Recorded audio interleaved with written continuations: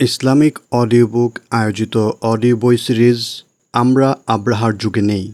এই বইটি লিখেছেন ডক্টর রাগিব সারজানি। বইটির অনুবাদ করেছেন মাহাদি হাসান, সম্পাদনা করেছেন আবদুল্লাহ আল মাসুদ এবং এই বইটি প্রকাশিত হয়েছে মাকতাবাতুল হাসান থেকে। ইসলামিক অডিও বুক এই বইটি আপনাদের সামনে পরিবেশন করছে শিক্ষা, গবেষণা এবং দ্বীনের দাওয়াহ প্রচারের উদ্দেশ্যে। আমরা আশা করি আপনারা অবশ্যই এই বইটি নিজেদের সংগ্রহে রাখবেন।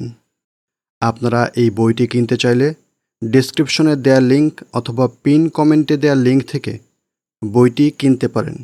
এছাড়াও আপনারা অসংখ্য অডিও বুক পেতে ভিজিট করতে পারেন www.audiobookbangla.com।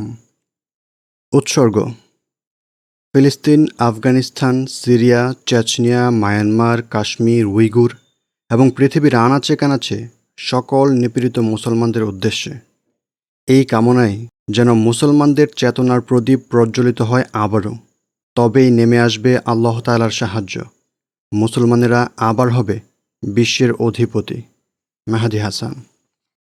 সূচিপত্র: অনুবাদকের কথা। ভূমিকা: হযরত নূহ আলাইহিসসালামের যুগ, হযরত লূত আলাইহিসসালামের যুগ, হযরত মূসা আলাইহিসসালামের যুগ, বদরের যুদ্ধ, খন্দকের যুদ্ধ, উম্মাহ আজ যে সকল চিন্তা চেতনার মুখাপেক্ষী। পরিবর্তনের ধারা থেকে সতর্ক হন। আমার দিনী ভাই ও বোনেরা, সাহায্য আমদানি করার মতো জিনিস নয়। মুসলমান জনগণের কী করা উচিত? অনুবাদকের কথা। মনে কি পড়ে সেই আসহাবুল ফিল তথা হস্তি বাহিনীর গল্প? ইয়ামানের দাম্ভিক শাসক আব্রাহা আল আশরাম রাজধানী সানায় নির্মাণ করেছিল একটি বিরাট গির্জা। সে চেয়েছিল লোকেরা যেন মক্কা না গিয়ে এখানেই হজ করে, কিন্তু তারা তাকে নিরাশার বালিয়াড়িতে নিক্ষেপ করে। তাই সে তার হস্তি বাহিনী নিয়ে মক্কা আক্রমণের উদ্দেশ্যে বের হয়। তার ইচ্ছা ছিল পবিত্র কাবা শরীফকে ধ্বংস করা, কিন্তু আল্লাহ তাআলা তার অবধারিত রীতি অনুযায়ী সমূলে ধ্বংস করে দেন আব্রাহার বাহিনীকে। যেমনইভাবে তিনি ইতিপূর্বে ধ্বংস করেছিলেন আরও অনেক অত্যাচারী সম্প্রদায়কে। আল্লাহ তাআলা আব্রাহার বাহিনীর উপর প্রেরণ করলেন তাইরান আবাবিল বা ঝাঁকে ঝাঁকে পাখির দল। তারা তাদের চুঞ্জ থেকে কঙ্কর নিক্ষেপ করে এফুর উফুর করে দিয়েছিল হস্তি বাহিনীর সৈন্যদের দেহ। সেখানেই লাঞ্ছিত অবস্থায় মৃত্যু হয়েছিল আব্রাহার। আব্রাহার গল্প আমাদের জন্যে এক বিরাট শিক্ষা। এই ছিল সর্বশেষ ঘটনা যেখানে আল্লাহ তাআলা বিপর্যয় সৃষ্টির মাধ্যমে হকের শত্রুদের ধ্বংস করে দিয়েছিলেন। কিন্তু এই ঘটনার 50 দিন পর জন্ম নেন আল্লাহ তাআলার প্রিয় হাবিব রাসূল সাল্লাল্লাহু আলাইহি ওয়াসাল্লাম। তার জন্মের সাথে সাথে পাল্টে যায় আল্লাহ তাআলার সেই অবধারিত রীতি। রাসূল সাল্লাল্লাহু আলাইহি ওয়াসাল্লামের উম্মতের জন্যে আল্লাহ তাআলা প্রবর্তন করেন এক নতুন রীতি। তিনি বলেন, তোমরা যদি আল্লাহ তাআলার দ্বীনের সাহায্য করো তবে তিনিই তোমাদের সাহায্য করবেন এবং তোমাদের কদম অবিচলিত রাখবেন। সূরা মুহাম্মদ আয়াত 7। আমরা আব্রাহার যুগে নই, আমরা রাসূল সাল্লাল্লাহু আলাইহি ওয়াসাল্লামের যুগে। তাই আল্লাহ তাআলার সাহায্য পেতে হলে আমাদের আল্লাহকেও সাহায্য করা প্রয়োজন। আল্লাহ তাআলাকে কিভাবে সাহায্য করা যায়? তিনি কি সাহায্যের মুখাপেক্ষী? এই প্রশ্নের উত্তর হচ্ছে, আল্লাহ তাআলাকে সাহায্য করার মাধ্যম হলো নেক আমল করা, জমিনে আল্লাহর দ্বীন প্রতিষ্ঠা করা। রাসূল সাল্লাল্লাহু আলাইহি ওয়াসাল্লাম সারা জীবন জিহাদ ফিসাবিলিল্লাহ এর মাধ্যমে আল্লাহ তাআলার দ্বীন প্রতিষ্ঠা করে গেছেন। তাই তার প্রতি অবতীর্ণ হয়েছিল আল্লাহ তাআলার সাহায্য, কখনো ফেরেশতাদের রূপে, কখনো ঘূর্ণিঝড়ের রূপে, আবার কখনো কাফিরদের অন্তরে বদ্ধমূল হওয়া ভয় ভীতির রূপে। তবে এই সাহায্য পেতে হলে মুসলমানদের জন্য অগ্রিম কিছু কাজ করা আবশ্যক। নিজেদেরকে সঠিকভাবে প্রস্তুত করা এবং আত্মরক্ষা ও দ্বীন প্রতিষ্ঠায় প্রয়োজনীয় পদক্ষেপ গ্রহণ করা এর মধ্যে অন্যতম। কিন্তু দুঃখজনক বাস্তবতা হলো, আমরা বর্তমানে এসবের ধারের কাছেও নেই। ফলে বিশ্বের আনাচে কানাচে অহরহ নিপীড়িত হচ্ছে মুসলমান। আমরা সেগুলো শুধু দূর থেকে অবলোকন করে ক্ষান্ত থাকছি, হাত গুটিয়ে বসে থাকছি ঘরের কোণে। খালিদ বিন ওয়ালিদ রাদিয়াল্লাহু আনহু যেমন মুরতাদদের কাছ থেকে জমিন পবিত্র করেছিলেন, ক্রুসেডারদের দখলদারিত্ব থেকে বাইতুল মুকাদ্দাসের পবিত্র ভূমি উদ্ধার করেছিলেন মহাবীর সালাউদ্দিন আইয়ুবী, রক্তপিপাসু তাতারীদের রক্তবন্যা থামিয়ে দিয়েছিলেন বীর সেনা সাইফুদ্দিন কুতুজ, তাদের মতো করে আর কোনো মহাবীরের আবির্ভাব হয় না এখন। উম্মার চেতনায় বাসা বেঁধেছে আজ ঘুণে পুকুর দল। তারা ঘরের কোণে বসে থেকে শত্রুদের উপর আযাব নেমে আসার প্রতীক্ষা করছে। তারা উপলব্ধি করছে না যে আল্লাহ তাআলার সাহায্য পেতে হলে তাদের পক্ষ থেকেও কোনো না কোনো পদক্ষেপ গ্রহণ করা প্রয়োজন। তাই উম্মার হারানো চেতনাকে পুনরুজ্জীবিত করার লক্ষ্যে ডক্টর রাগিব সারজানি তার ক্ষুরধার লেখনীর মাধ্যমে পাঠকদের সামনে তুলে ধরেছেন সেই সকল ভাবনা উম্মাহ তার প্রতিটি পদক্ষেপে যেগুলোর প্রতি প্রবলভাবে মুখাপেক্ষী। আমি আশাবাদী আকুণ্ঠ হতাশায় নিমজ্জিত হওয়া মুসলিম জাতির জন্যে বইটি হবে চেতনার দিশারি। বইটি আমাদের জানিয়ে দিচ্ছে মুসলিম জাতি কখনোই ধ্বংস হবে না। তারাই একমাত্র রিসালাত বহনকারী জাতি। আল্লাহ তাআলার রিসালাতকে পৃথিবীর প্রান্তে প্রান্তে পৌঁছে দিতে তাদের টিকে থাকার বিকল্প নেই। সর্বশেষ ক্ষমতার লাগাম তাদের হাতেই থাকবে। বইটি আমাদের আরও জানিয়ে দিচ্ছে বর্তমান মুসলিমদের উপর নেমে আসা আমেরিকা এবং পাশ্চাত্যবাদী অভিশাপ অচিরেই সমূলে ধ্বংস হবে। অতি শীঘ্রই তারা আল্লাহ তাআলার অবধারিত রীতির মুখোমুখি হবে। এছাড়াও বইটিতে আরও রয়েছে মুসলিম উম্মার জাগরণের প্রয়োজনীয় দিক নির্দেশনা। তাই ঘুণে ধরা চেতনাধারী হতাশাগ্রস্ত মুসলিম জাতির জন্যে বইটি গভীরভাবে অধ্যয়ন করা উচিত। আল্লাহ আমাদের সবাইকে তৌফিক দান করুন, আমিন। মাহাদি হাসান, সিরাজদি খান, মুন্সিগঞ্জ। ভূমিকা। সমস্ত প্রশংসা মহান আল্লাহ তাআলার। আমরা তার প্রশংসা করি, তার কাছেই সাহায্য চাই, তার কাছেই ক্ষমা প্রার্থনা করি, তার কাছেই সুপথ কামনা করি। আমরা আল্লাহ তাআলার কাছে আশ্রয় প্রার্থনা করছি আমাদের প্রবৃত্তির অনিষ্ট এবং মন্দ কর্ম হতে। নিশ্চয় আল্লাহ তাআলা যাকে সুপথে পরিচালিত করেন তাকে কেউই বিভ্রান্ত করতে পারবে না, আর যাকে বিভ্রান্ত করেন তাকে কেউই সুপথে চালিত করতে পারবে না। আমি সাক্ষ্য দিচ্ছি যে আল্লাহ তাআলা ব্যতীত আর কোনো উপাস্য নেই। তিনি একক সত্তা, তার কোনো শরিক নেই। আরও সাক্ষ্য দিচ্ছি যে মুহাম্মদ সাল্লাল্লাহু আলাইহি ওয়াসাল্লাম তার বান্দা এবং প্রেরিত রাসূল। আল্লাহ তাআলা তার উপর রহমত বর্ষণ করুন, তার পরিবারবর্গ এবং সাহাবাগণের প্রতিও রহমত বর্ষণ করুন, আর তাদের উপর বর্ষণ করুন অফুরান শান্তি। হামদ ও সালাতের পর প্রতিটি মানুষই আব্রাহার গল্প সম্পর্কে জানেন। এই হচ্ছে সেই আব্রাহা আল আশরাম যে তার সৈন্য সামন্ত এবং অস্ত্রশস্ত্র নিয়ে ইয়ামান থেকে পবিত্র কাবা শরীফ ধ্বংস করার জন্য এসেছিল। প্রতিটি মানুষই এই কথা জানেন। মক্কায় আগমন করার পথে সে মক্কাবাসীদের কিছু উট হাতিয়ে নিতে সক্ষম হয়, যার মধ্যে ছিল প্রায় 200 উট। এরপর সে মক্কায় প্রবেশ করার পূর্ণ প্রস্তুতি সম্পূর্ণ করে। আব্রাহা মক্কায় প্রবেশের পূর্বে রাসূলুল্লাহ সাল্লাল্লাহু আলাইহি ওয়াসাল্লামের দাদা এবং তৎকালীন মক্কার নেতা আব্দুল মুত্তালিবের মুখোমুখি হয়। আব্দুল মুত্তালিব মক্কায় প্রবেশের পূর্বে আব্রাহার সাথে বোঝাপড়ার উদ্দেশ্যে বেরিয়েছিলেন। আব্রাহা তাকে দেখে অনেক সম্মান এবং শ্রদ্ধা নিবেদন করে, তাকে তার পাশে নিয়ে বসায়। তার দ্বারা সে বেশ প্রভাবিত হয়। সে আব্দুল মুত্তালিবকে জিজ্ঞাসা করে, বলুন, আপনার কি প্রয়োজন, কেন এসেছেন? আব্দুল মুত্তালিব বললেন, আমার প্রয়োজন হলো আপনি আমার যেই 200 উট দখল করেছেন সেগুলোকে আমাকে ফিরিয়ে দিন। আব্রাহা ভেবেছিল আব্দুল মুত্তালিব বাইতুল্লাহর ব্যাপারে কোনো আবেদন করবেন। তাই আব্রাহা তাকে বলল, আপনি প্রথম দর্শনেই আমাকে মুগ্ধ করেছেন, তবে আপনার সাথে কথা বলার পর আমার মনে আপনার জন্য আর কোনো মর্যাদা অবশিষ্ট রইল না। আব্রাহা আব্দুল মুত্তালিবকে বেশ তুচ্ছ দৃষ্টিতে দেখল, কেননা তিনি 200 উট নিয়ে কথা বলছেন আর পবিত্র বাইতুল্লাহর কথা এড়িয়ে যাচ্ছেন। আব্রাহা বলল, আপনি আমার কাছে নিজের 200 উট ফিরিয়ে নিয়ে যাওয়ার আবেদন জানালেন, আর আপনার এবং আপনার পূর্বপুরুষদের ধর্মীয় কেন্দ্রস্থল বাইতুল্লাহ সম্পর্কে কিছুই বললেন না, অথচ আমি তা ধ্বংস করতে এসেছি। তখন আব্দুল মুত্তালিব এমন একটি বাক্য বললেন, যার প্রেক্ষিতে অনেকেই বলে থাকেন যে এই বাক্যটি খুব সুন্দরভাবে আল্লাহ তাআলার প্রতি তার বিশ্বাসের কথা ঘোষণা করে। তিনি বললেন, আমি তো হচ্ছি উটের মালিক, আর নিশ্চয় এই ঘরেরও একজন মালিক আছে, অবশ্যই তিনি তা রক্ষা করবেন।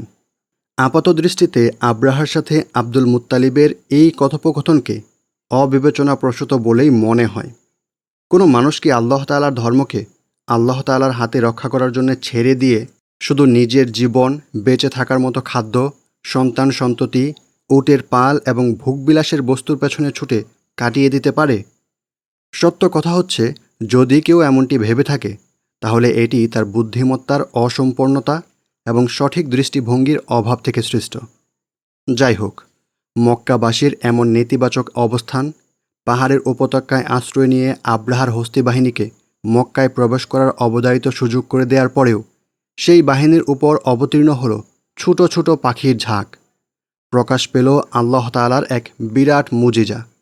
ছোট ছোট পাখিগুলো পাথরের কঙ্কর নিক্ষেপ করছিল, যার ফলে আব্রাহার বাহিনী এবং তার সাঙ্গপাঙ্গদের আস্ফালন ব্যর্থতায় পর্যবসিত হয়। এই পাখির ঝাঁক আগমন করল কেন? এমন নেতিবাচক মনোভাব পোষণকারী জাতির সাহায্য করতে তারা কেন ছুটে এলো? উত্তর হলো, এটি আল্লাহ তাআলার অবধারিত রীতি। এইভাবেই তিনি অত্যাচারীদের ধ্বংস করে থাকেন। রাসূল সাল্লাল্লাহু আলাইহি ওয়াসাল্লামের আবির্ভাবের পূর্বে আল্লাহ তাআলা এমনইভাবেই অত্যাচারীদের ধ্বংস করতেন। আল্লাহ তাআলা অত্যাচারীদের লণ্ডভণ্ড করে দিতেন। এর জন্যে মুমিনদেরকে তরবারি উত্তোলন করা এবং যুদ্ধে জড়িয়ে পড়ার প্রয়োজন হতো না। যখন পবিত্র বাইতুল্লাহকে বিপদ ঘিরে নিল, তখন মুমিনদের অনুপস্থিতিতেই আল্লাহ তাআলা এই রীতির প্রয়োগ ঘটে। রাসূল সাল্লাল্লাহু আলাইহি ওয়াসাল্লামের পূর্ববর্তী নবীগণের সময়েও এমন ঘটনা ঘটেছিল। হযরত নূহ আলাইহিস সালামের যুগ। হযরত নূহ আলাইহিস সালামের জাতি তাকে মিথ্যা প্রতিপন্ন করেছিল। এক পর্যায়ে তিনি অনুরোধ করলেন যে তাদের ঈমান গ্রহণের আর কোনো আশা অবশিষ্ট নেই। তখন তিনি আল্লাহ তাআলার কাছে প্রার্থনারত হয়ে যান। পবিত্র কুরআনের আয়াতে বিষয়টি চিত্রিত হয়েছে এইভাবে: অতঃপর সে তার পালনকর্তাকে ডেকে বলল, নিশ্চয় আমি অক্ষম, অতএব তুমি সাহায্য করো। সূরা কমার আয়াত 10। আল্লাহ তাআলা তার ডাকে সাড়া দিলেন এবং বললেন, তখন আমি প্রবল বাড়ি বর্ষণের মাধ্যমে আকাশের দ্বার খুলে দিলাম এবং ভূমি থেকে প্রবাহিত করলাম প্রস্রবণ। ফলে সব পানি এক পরিকল্পিত কাজে মিলিত হলো এবং আমি নূহকে আরোহ করলাম এক কাষ্ঠ ও পেরেক নির্মিত জলযানে। সূরা কমার আয়াত 11-13। এখানে মুমিন এবং কাফিরের মাঝে কোনো সংঘাত হয়নি, বরং সংঘটিত হয়েছিল এক মহাপ্লাবন। এই বিপর্যয়ের হাত থেকে আল্লাহ তাআলা মুমিনগণকে জাহাজে উঠিয়ে নিয়ে উদ্ধার করেছেন। হযরত লূত আলাইহিস সালামের যুগে হযরত লূত আলাইহিস সালামের গোত্র তাকে অস্বীকার করলে তিনি বললেন, হে আমার পালনকর্তা, আমাকে এবং আমার পরিবারবর্গকে তারা যা করে তা থেকে রক্ষা করো। সূরা শুআরা আয়াত 69। অতঃপর আল্লাহ তাআলার পক্ষ থেকে আদেশ অবতীর্ণ হল, অতএব আপনি শেষ রাত্রে পরিবারের সকলকে নিয়ে চলে যান এবং আপনি তাদের পশ্চাদনুসরণ করবেন না এবং আপনাদের মধ্যে কেউ যেন পেছন ফিরে না দেখে। আপনারা যেখানে আদেশপ্রাপ্ত হচ্ছেন সেখানে চলে যান। সূরা হিজর আয়াত 56। এখানেও কোনো প্রকার সংঘর্ষ ঘটেনি। অতঃপর লূত আলাইহিস সালাম বেরিয়ে গেলে সেই অনাচারী গ্রামবাসীর কী পরিণতি হয়েছিল তা আল্লাহ তাআলা স্পষ্ট বলে দিয়েছেন। অতঃপর আমি জনপদটিকে উল্টে দিলাম এবং তাদের উপর কঙ্করের প্রস্তর বর্ষণ করলাম। সূরা হিজর আয়াত 84। হযরত মূসা আলাইহিস সালামের যুগে বনী ইসরায়েলকে আল্লাহ তাআলা রাজত্ব প্রতিষ্ঠা এবং একটি নতুন জাতি তৈরি করার দায়িত্ব দিয়েছিলেন। মিশরে যখন তাদেরকে বেষ্টন করে ফেলা হলো এবং ফিরাউন ও তার জাতির ঈমান আনয়নের ব্যাপারে হযরত মূসা আলাইহিস সালাম নিরাশ হয়ে পড়লেন, তখন তিনি বললেন, যেমনটি তার ভাষায় কুরআনে বর্ণিত হয়েছে, হে আমার পারওয়ারদিগার, তাদের ধন সম্পদ ধ্বংস করে দাও এবং তাদের অন্তরগুলোকে কঠোর করে দাও, যাতে করে তারা ততক্ষণ পর্যন্ত ঈমান না আনে যতক্ষণ না বেদনাদায়ক আযাব প্রত্যক্ষ করে নেয়। সূরা ইউনূস আয়াত 88। তখন ঐশী আদেশ অবতীর্ণ হল, সুতরাং তুমি আমার বান্দাদেরকে নিয়ে রাত্রিবেলায় বের হয়ে পড়ো, নিশ্চয় তোমাদের পশ্চাদপন করা হবে। সূরা দুখান আয়াত 23। হযরত মূসা আলাইহিস সালামের জাতি এবং ফিরাউনের মাঝে কোনো সংঘর্ষ হয়নি। হযরত মূসা আলাইহিস সালামের জাতিকে ফিরাউন এবং তার বাহিনীর সাথে লড়াইয়ের নির্দেশও দেয়া হয়নি। তাদেরকে শুধু মিশর থেকে অন্য কোনো স্থানের উদ্দেশ্যে বেরিয়ে পড়ার নির্দেশ দেয়া হয়েছে। আদেশ পেয়ে হযরত মূসা আলাইহিস সালাম এবং বনী ইসরায়েলের সঙ্গী সাথীরা চলতে লাগলেন। অবশেষে তারা এসে উপনীত হলেন সমুদ্র তীরে। সেখানে এসে তারা মুক্তির আশা হারিয়ে ফেলল। তারা দেখছিল পেছনেই ধেয়ে আসছে ফিরাউনের সেনাবাহিনী। আল্লাহ তাআলা এই ঘটনাকে পবিত্র কুরআনুল কারিমে এভাবে চিত্রিত করেছেন। যখন উভয় দল পরস্পরকে দেখল, তখন মূসা আলাইহিসসালামের সঙ্গী সাথীরা বলল, নিশ্চয় আমরা ধরা পড়ে যাব। মূসা বললেন, কখনো না, নিশ্চয় আমার প্রভু আমার সাথে আছেন, অচিরেই তিনি আমাকে মুক্তির পথ দেখাবেন। সূরা শুআরা আয়াত 61-62। এমন দুর্যোগপূর্ণ পরিস্থিতিতে মূসা আলাইহিসসালামের কাছ থেকে ব্যক্ত হয়েছিল আল্লাহ তাআলার প্রতি আস্থাশীল একটি বাক্য, আর তা হচ্ছে, কখনো না, নিশ্চয় আমার প্রভু আমার সাথে আছেন, অচিরেই তিনি আমাকে মুক্তির পথ দেখাবেন।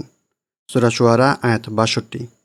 কিন্তু বনি ইসরায়েলের অবশিষ্ট লোকেরা ফিরাউনের সেনাবাহিনীকে দেখে ভীত সংশয়ে নিপতিত হল।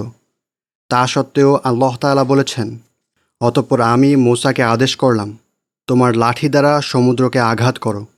ফলে তা বিদীর্ণ হয়ে গেল এবং প্রত্যেক ভাগ বিশাল পর্বত সদৃশ হয়ে গেল। আর আমি সেথায় অপর দলকে পৌঁছিয়ে দিলাম এবং মূসা ও তার সঙ্গীদের সবাইকে বাঁচিয়ে দিলাম। সূরা শুআরা আয়াত 63-65। সেখানে কোনো প্রাণোৎসর্গ করা অথবা কারোর শহীদ হওয়ার মতো ঘটনা ঘটেনি। বনি ইসরায়েলের প্রত্যেকেই মুক্তি পেয়ে যায়, যদিও তারা বলেছিল যে নিশ্চয় আমরা ধরা পড়ে যাব। আল্লাহ তাআলা আরও বলেন, অতঃপর আমি অপর দলটিকে ডুবিয়ে দিলাম। সূরা শুআরা আয়াত 66। সুতরাং অত্যাচারী ফিরাউনকে দুর্যোগে নিপীড়িত করে ধ্বংস করা হলো। আল্লাহ তাআলা সমুদ্রকে বিদীর্ণ করলেন এবং ফিরাউনকে ধ্বংস করে দিলেন। অভিসম্পাত বর্ষিত হোক তার উপর এবং তার সঙ্গে থাকা সৈন্যদের উপর। সত্যের বিপরীতে অবস্থানকারী এবং অত্যাচারীদের সাথে বোঝাপড়ার ক্ষেত্রে পূর্বেকার প্রতিটি যুগেই এই ছিল আল্লাহ তাআলার অবধারিত রীতি। আব্রাহার সময় এসেও আমরা এমন চিত্রেরই দেখা পাই। কিন্তু আব্রাহার ঘটনার মাত্র 50 দিন পরেই আল্লাহ তাআলা অত্যাচারীদের ধ্বংসকল্পে এক নতুন পদ্ধতি প্রণয়ন করেন। সেই নতুন পদ্ধতির দ্বার উন্মোচন করে রাসূল সাল্লাল্লাহু আলাইহি ওয়াসাল্লামের জন্মগ্রহণ। আব্রাহার ঘটনা ছিল সর্বশেষ ঘটনা যেখানে দুর্যোগের মাধ্যমে আল্লাহর সাহায্যের আগমন ঘটেছিল। তবে অত্যাচারীদের ধ্বংস করার রীতি এখনও বহমান রয়েছে। আল্লাহ তাআলা বলেন, কাফিররা তাদের নিকট প্রেরিত পয়গাম্বরকে বলেছিল, অবশ্যই আমরা তোমাদের দেশ থেকে বিতাড়িত করে দেব, অথবা তোমরা আমাদের ধর্মে ফিরে আসবে।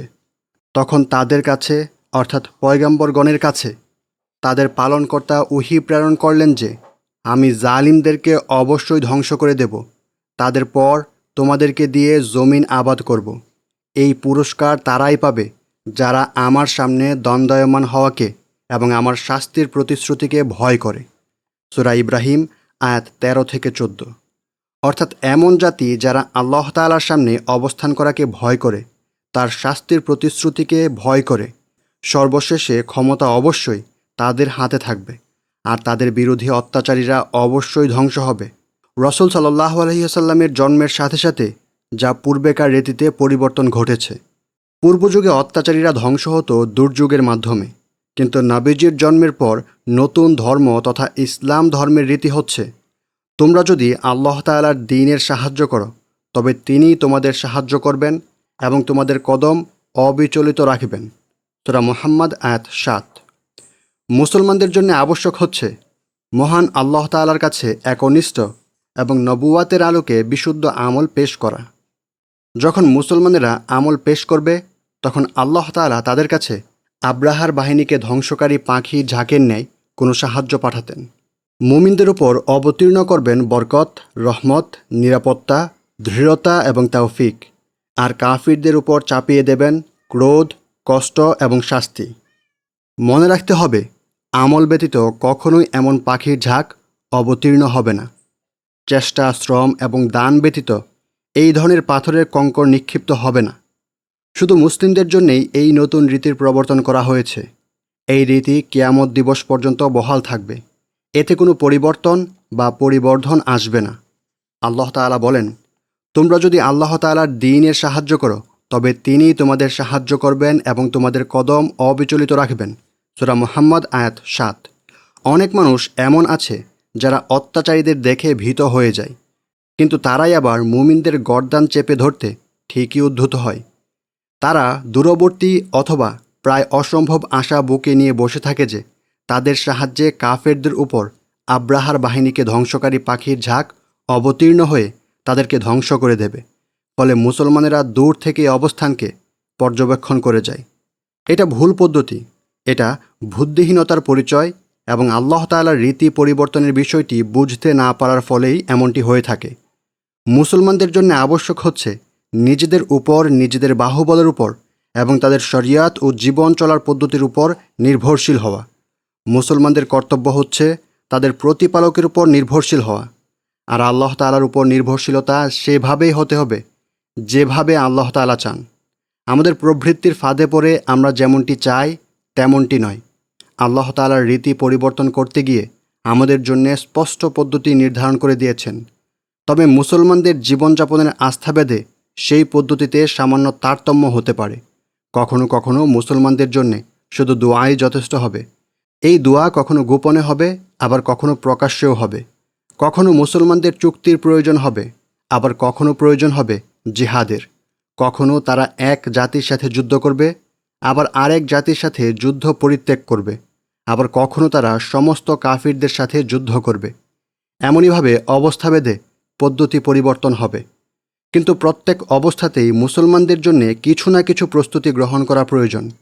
যে জাতি অলস, যে জাতি হাত গুটিয়ে বসে থাকে, যে জাতি নেতিবাচক মনোভাব প্রদর্শন করে, তাদের উপর আল্লাহ তাআলার সাহায্য অবতীর্ণ হবে না। এই জন্যেই কিছু কিছু মানুষ যে দোয়া করে বলে, হে আল্লাহ, আপনি অত্যাচারীদের মাধ্যমে অত্যাচারীদের ধ্বংস করুন এবং তাদের মধ্য থেকে আমাকে নিরাপদে মুক্ত করে আনুন। এই দোয়ায় আমি আশ্চর্য বোধ করি না। তাহলে এখন আপনার ভূমিকা কি?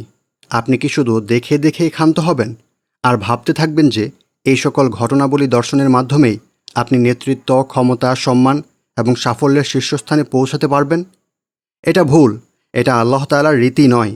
নিশ্চয় আল্লাহ তাআলার রীতি হচ্ছে, হে মুমিনগণ, তোমরা যদি আল্লাহ তাআলার দ্বীনের সাহায্য করো তবে তিনি তোমাদের সাহায্য করবেন এবং তোমাদের কদম অবিচলিত রাখবেন। সূরা মুহাম্মদ আয়াত ৭। আর একটি কথা মনে রাখবেন, আমরা আব্রাহার যুগে নই। আব্রাহার যুগের পর আর কখনোই অত্যাচারীদের উপর আব্রাহার বাহিনীকে ধ্বংসকারী পাখির ঝাঁক নেমে আসবে না। যদিও কুরাইশদের মতো সৎ লোকগণ তাদের সম্মুখ থেকে পালিয়ে গিয়ে পাহাড়ের চূড়ায় আশ্রয় নেয়। বর্তমান সময়ে আমরা দেখতে পাচ্ছি আমেরিকার মিসাইল, জঙ্গি বিমান, কামান এবং গ্রেনেডগুলো মুসলিম দেশসমূহে আঘাত হানছে। আর মুসলমানেরা তাদের দেশ এবং ঘরবাড়ি ধ্বংস করতে আসা সৈন্যদেরকে হতাশার দৃষ্টিতে শুধু দেখেই যাচ্ছে। শত্রুরা একের পর এক তাদের সন্তান, সম্মানিত ব্যক্তিবর্গ এবং স্ত্রীদেরকে হত্যা করে যাচ্ছে। অথচ তারা ভেবে বসে আছে যে তারা কিছুই করার ক্ষমতা রাখে না। তারা প্রতীক্ষার প্রহর গুনছে, হয়তো আল্লাহ তাআলা দলে দলে পাখির ঝাঁক অবতীর্ণ করবেন অথবা প্রস্তর বৃষ্টি নিক্ষেপ করবেন। হয়তো আল্লাহ তাআলা কোনো মুজিজা দেখিয়ে দেবেন, হয়তো তিনি শত্রুদেরকে কোনো দুর্যোগে নিপতিত করবেন।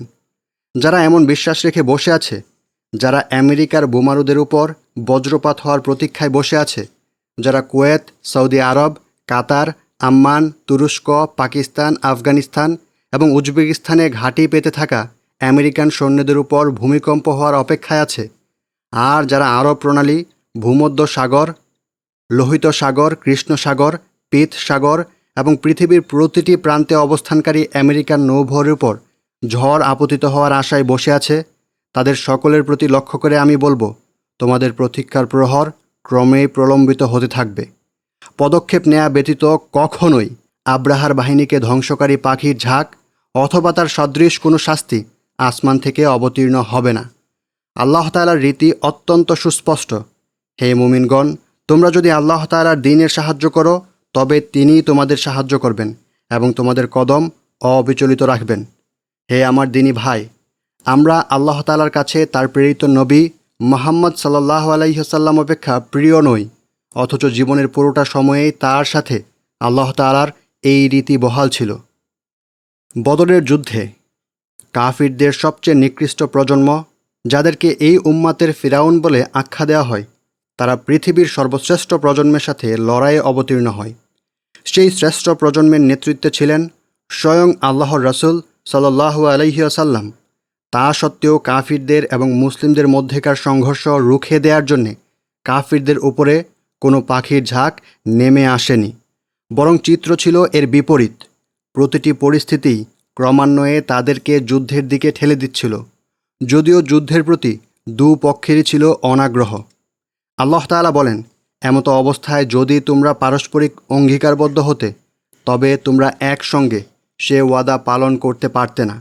কিন্তু আল্লাহ তাআলা এমন এক কাজ করতে চেয়েছিলেন যা ছিল পূর্ব নির্ধারিত।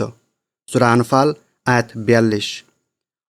অপর আয়াতে আল্লাহ তাআলা বলেন, আর যখন তোমরা মুখোমুখি হলে তখন তাদের দেখালেন তোমাদের চোখে অল্প এবং তোমাদেরকে দেখালেন তাদের চোখে বেশি, যাতে আল্লাহ তাআলা সেই কাজ করে নিতে পারেন যা ছিল পূর্ব নির্ধারিত, আর সকল কাজই আল্লাহ তাআলার নিকটে গিয়ে পৌঁছায়। সূরা আনফাল আয়াত 44। তাই সেখানে আবশ্যিকভাবেই সংঘর্ষ হয়েছিল। সংঘর্ষের পূর্বে আব্রাহার বাহিনীকে ধ্বংসকারী পাখির ঝাঁক নেমে আসেনি। যদিও মুমিনদের সৈন্যবাহিনী আল্লাহ তাআলার কাছে আব্রাহার সময়কার মক্কার অধিবাসীদের চেয়েও হাজার গুণে সম্মানিত ছিল, কিন্তু আল্লাহ তাআলা নতুন এক স্থায়ী রীতি প্রবর্তন করলেন। তোমরা যদি আল্লাহ তাআলার দ্বীনের সাহায্য করো, তবে তিনিই তোমাদের সাহায্য করবেন এবং তোমাদের কদম অবিচলিত রাখবেন। সূরা মুহাম্মদ আয়াত 7। ফলে শত্রুর মোকাবিলা করার জন্যে আবশ্যক ছিল উপযুক্ত স্থান নির্বাচন করা, উত্তম রূপে পরামর্শ করা, কাতার সুবিন্যস্ত করা, মুমিনদের অন্তরসমূহের মাঝে সৌহার্দ্য স্থাপন করা, তরবারির উত্তোলন, দৃঢ় পরিকল্পনা, অনবরত দোয়া করা, অটল থাকা এবং আঘাত ও যন্ত্রণা সহ্য করা, রক্তপাত ঘটানো এবং শহীদ হওয়া। যখন এগুলো বাস্তবায়িত হবে, তখন অবশ্যই আব্রাহার বাহিনীকে ধ্বংসকারী পাখির ঝাঁকের ন্যায় সাহায্য অবতীর্ণ হবে। সেই সাহায্য আগমন করবে ফেরেশতাদের আকৃতিতে, বৃষ্টিরূপে, কাফিরদের অন্তরে উদ্রেক হওয়া ভীতি আকারে, দ্বীনের শত্রুদের কাতারের মাঝে পার্থক্য এবং বিচ্ছিন্নতার আঙ্গিকে। মোট কথা, আল্লাহ তাআলা যেভাবে চান সেইভাবেই সাহায্য অবতীর্ণ হবে। তবে এই ক্ষেত্রে লক্ষণীয় হচ্ছে আল্লাহ তাআলার কাছে আমল পেশ করা আবশ্যক, আর আবশ্যক কোনো না কোনো পদক্ষেপ গ্রহণ করা এবং আল্লাহ তাআলার ডাকে সাড়া দেয়া। খন্দকের যুদ্ধে, এই যুদ্ধে সর্বশ্রেষ্ঠ নবী এবং সর্বশ্রেষ্ঠ সাহাবীদের সাথে লড়াইকারী কাফিরদের সৈন্য সংখ্যা ছিল 10,000। ইসলামকে নির্মূল করে দেওয়ার হুমকি নিয়ে তারা এসেছিল। মদিনা মুনাওয়ারা ছিল পরিপূর্ণ হকের ঘাঁটি, তার আশপাশকে ঘিরে নিয়েছিল বাতিল শক্তি। এই যুদ্ধেও কাফিরদের সৈন্যদলের উপর আব্রাহার বাহিনীকে ধ্বংসকারী পাখির ঝাঁক নেমে আসেনি। তাদের উপর আপতিত হয়নি কোনো ভূমিকম্প অথবা ঘূর্ণিঝড় কিংবা কোনো ঝঞ্ঝাবায়ু বা মহাপ্লাবন। এখানেও আল্লাহ তাআলার রীতি ছিল এমন, তোমরা যদি আল্লাহ তাআলার দ্বীনের সাহায্য করো, তবে তিনিই তোমাদের সাহায্য করবেন এবং তোমাদের কদম অবিচলিত রাখবেন। সূরা মুহাম্মদ আয়াত 7। ফলে শত্রুর মোকাবিলা করার জন্যে আবশ্যক ছিল আল্লাহ তাআলার পক্ষ থেকে সাহায্যের ব্যাপারে নিশ্চিন্ত থাকা, মুমিনদের মাঝে ঐক্য থাকা, উপযুক্ত পরিকল্পনা গ্রহণ, গর্ত খনন, খোদার উপর ধৈর্য ধারণ, জোট গঠন, কাফের এবং মুশরিকদের মধ্যেকার যোগাযোগ বিচ্ছিন্ন করা, উত্তম পন্থায় মল্লযুদ্ধে নামা এবং যোগাযোগ শক্তি স্থাপন করা। এসবের পাশাপাশি আরও আবশ্যক ছিল সুস্থ আকীদা বিশ্বাস রাখা এবং সঠিক পন্থায় আল্লাহ তাআলার ইবাদত করা। যখন এই সকল বিষয়ের সমন্বয় ঘটবে, তখনই আল্লাহ তাআলার অটল বান্দাদের উপর তার সাহায্য অবতীর্ণ হবে। নেমে আসবে আব্রাহার বাহিনীকে ধ্বংসকারী পাখির ঝাঁক অথবা তার সদৃশ কোনো সাহায্য। সেখানে নেমে আসবে প্রবল বাতাসের রূপ ধরে, মুশরিক ও ইহুদিদের মাঝে বিচ্ছিন্নতা সৃষ্টি করে, তাদের মধ্যে ভয়ভীতি উদ্রেক হয়ে এবং কঠোর সিদ্ধান্তের আকৃতিতে। তবে এই ক্ষেত্রে লক্ষণীয় হচ্ছে আগে নিজের মধ্যে প্রয়োজনীয় পদক্ষেপ গ্রহণ করা আবশ্যক। এমন সব আমলও করতে হবে যা সর্বদা করা হয় এবং যে আমলে অনেক নেকি হয়, যে আমল একনিষ্ঠভাবে আল্লাহ তাআলার জন্যে হয়ে থাকে। এর বিপরীতে অহুদের যুদ্ধে মুসলমানেরা কাফিরদের কাছে পরাজিত হয়, কেননা তখন তারা এই রীতির বিরোধিতা করেছিল। আল্লাহ তাআলা তার রাসূল এবং মুমিনদের উদ্দেশ্য করে বলেছিলেন, যখন তোমাদের উপর বিপদ নেমে এলো অথচ ইতিপূর্বে এর দ্বিগুণ বিপদে তোমরা পড়েছিলে, তখন তোমরা বললে, এটা কোথা থেকে এলো? সূরা আলে ইমরান আয়াত 165। ইতিপূর্বে বদরের যুদ্ধে তোমরা বিজয়ী হয়েছ, আর এখন পরাজয় বরণ করে তোমরা বলছো এটা কোথা থেকে এলো? মুশরিকদের কাছে কিভাবে পরাজিত হলো তা ভেবে মুসলমানেরা বিস্ময়ভূত করতে থাকে। এর জবাবে আল্লাহ তাআলা স্পষ্টভাবে বলে দিলেন, আপনি বলে দিন, এই কষ্ট তোমাদের কারণেই এসেছে। নিশ্চয়ই আল্লাহ তাআলা প্রত্যেক বিষয়ের উপর ক্ষমতাবান। সূরা আলে ইমরান আয়াত 165। অহুদের যুদ্ধে পাহাড় থেকে তীরন্দাজেরা সরে পড়ে শুধু যুদ্ধকৌশল সংক্রান্ত ভুলই করেনি, বরং তারা অন্তর্নিহিত বিপজ্জনক এক বিরোধিতায়ও পতিত হয়েছিল। তাদের প্রতি লক্ষ্য করে আল্লাহ তাআলা বলেন, তোমাদের মধ্য হতে কেউই পার্থিব ভোগবিলাস কামনা করে। সূরা আলে ইমরান আয়াত 152। এই যুদ্ধেও মুসলমানদেরকে বিপদ থেকে উদ্ধারের জন্যে আব্রাহার বাহিনীকে ধ্বংসকারী পাখির ঝাঁক নেমে আসেনি। কেননা আল্লাহ তাআলা এই উম্মাতের জন্যে যেই রীতি প্রবর্তন করেছেন তা হচ্ছে, তোমরা যদি আল্লাহ তাআলার দ্বীনের সাহায্য করো তবে তিনি তোমাদের সাহায্য করবেন এবং তোমাদের কদম অবিচলিত রাখবেন।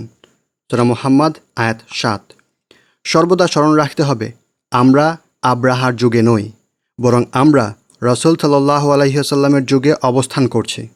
আর আল্লাহ তাআলা রাসূল সাল্লাল্লাহু আলাইহি ওয়াসাল্লামের উম্মাতের জন্যে যেই রীতি প্রবর্তন করেছেন তাই রাসূল সাল্লাল্লাহু আলাইহি ওয়াসাল্লামের রীতি এবং আমাদেরকেও তা মেনেই চলতে হবে। তাহলে আমাদের এখন কি করণীয়? বর্তমানে মুসলিম উম্মাহ যে অবস্থায় তাদের দিন যাপন করছে, এমতো অবস্থায় কি করণীয়? ইরাক যে ট্র্যাজেডির মাঝ দিয়ে অতিক্রম করছে, এই অবস্থায় কি করা উচিত? যে সকল বিপদের মুখোমুখি হচ্ছে, এই ক্ষেত্রে আমরা কি করতে পারি? চেচনিয়ার উপর দিয়ে যে বিপর্যয় অতিবাহিত হচ্ছে, এমতো অবস্থায় আমাদের কি করার আছে?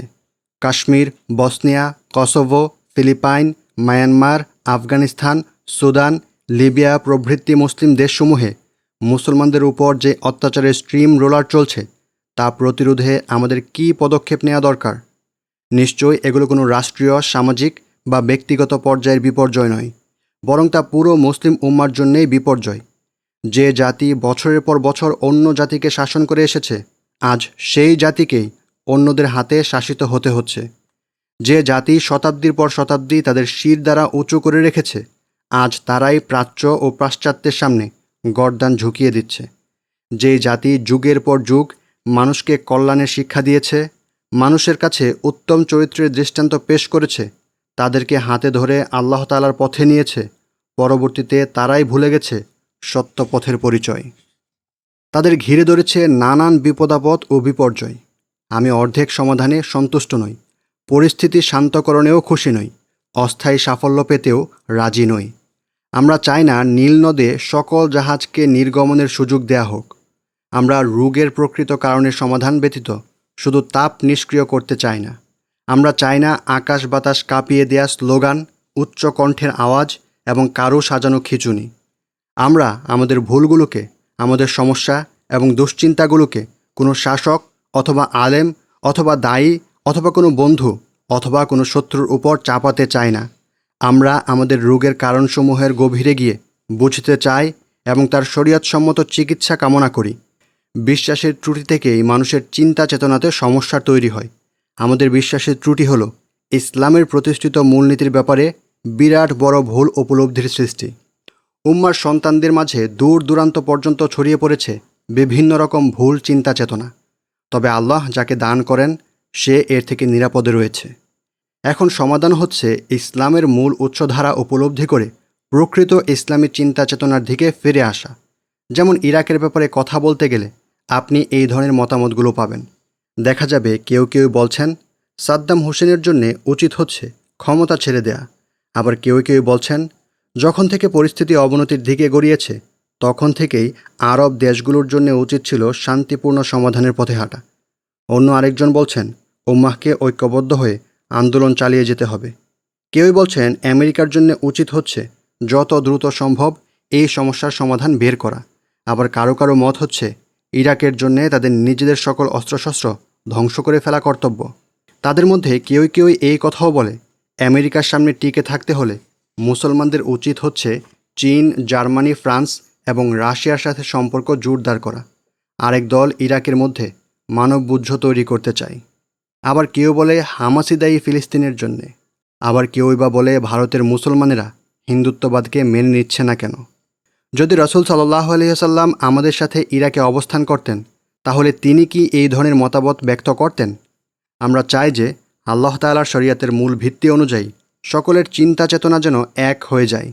আমরা এই ঐক্যবদ্ধ চিন্তা চেতনার মাধ্যমে আমরা আমাদের সন্তান, প্রিয়জন, প্রতিবেশীদের মাঝে এবং আমাদের সমাজে কাজ করে যেতে চাই। আমরা যে সকল চিন্তা চেতনা আল্লাহ তাআলার দ্বীনের মধ্যে খুঁজে পাই, সেই সকল চিন্তা চেতনাকে আমরা বাস্তবায়ন করতে চাই। উম্মাহ আজ যে সকল চিন্তা চেতনার মুখাপেক্ষী। আমি এখানে বর্তমান মুসলিম উম্মার প্রয়োজনীয় কিছু চিন্তা চেতনার কথা উল্লেখ করব।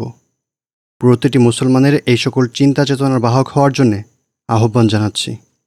চাই সে শাসক হোক বা প্রজা, আরব হোক বা অনারব, কাছের হোক বা দূরের, চায় সে কোনো স্বাধীন মুসলিম রাষ্ট্রে বসবাস করুক কিংবা পরাধীন রাষ্ট্রে। মোট কথা, প্রত্যেক ওই মুসলিম যিনি আল্লাহকে প্রভু হিসেবে, ইসলামকে দ্বীন হিসেবে এবং মুহাম্মদ সাল্লাল্লাহু আলাইহি ওয়াসাল্লামকে রাসূল হিসেবে পেয়ে সন্তুষ্ট, তার প্রতি আমার এই আহ্বান। প্রথম চিন্তা চেতনা। যে কথার মাধ্যমে আমরা আমাদের আলোচনা শুরু করছি তা হলো, আমরা আব্রাহার যুগে নই। আল্লাহ তাআলার পক্ষ থেকে সাহায্য অবতীর্ণ হওয়ার ক্ষেত্রে তিনি মুসলমানদের জন্য একটি নিয়মনীতি প্রণয়ন করেছেন। তা হচ্ছে, তিনি বলেছেন, তোমরা যদি আল্লাহ তাআলার দ্বীনের সাহায্য করো তবে তিনি তোমাদের সাহায্য করবেন এবং তোমাদের কদম অবিচলিত রাখবেন।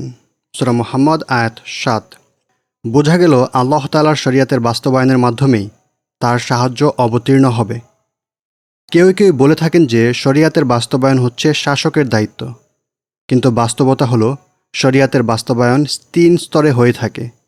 এটি ব্যক্তি, সমাজ এবং রাষ্ট্রকে অন্তর্ভুক্ত করে। শরিয়াতের বাস্তবায়নে প্রত্যেকেরই কিছু না কিছু ভূমিকা রয়েছে। প্রথম স্তর, ব্যক্তিকেন্দ্রিক। শরিয়াত বাস্তবায়নের অর্থ হলো সকল কাজে আল্লাহ তাআলার আনুগত থাকা এবং হারাম কাজ থেকে বিরত থাকা। শরিয়াত বাস্তবায়ন তথা নামাজ, রোজা, হজ এবং যাকাত আদায় করা। শরিয়াত বাস্তবায়ন অর্থাৎ সুদ প্রভৃতি লেনদেনে না করা। শরিয়াত বাস্তবায়ন অর্থাৎ পর্দার বিধান মেনে চলা। শরিয়াত বাস্তবায়নের মানে হচ্ছে পিতামাতার প্রতি সদ্ব্যবহার করা, প্রতিবেশীর প্রতি লক্ষ্য রাখা এবং পথের অধিকারের সংরক্ষণ করা।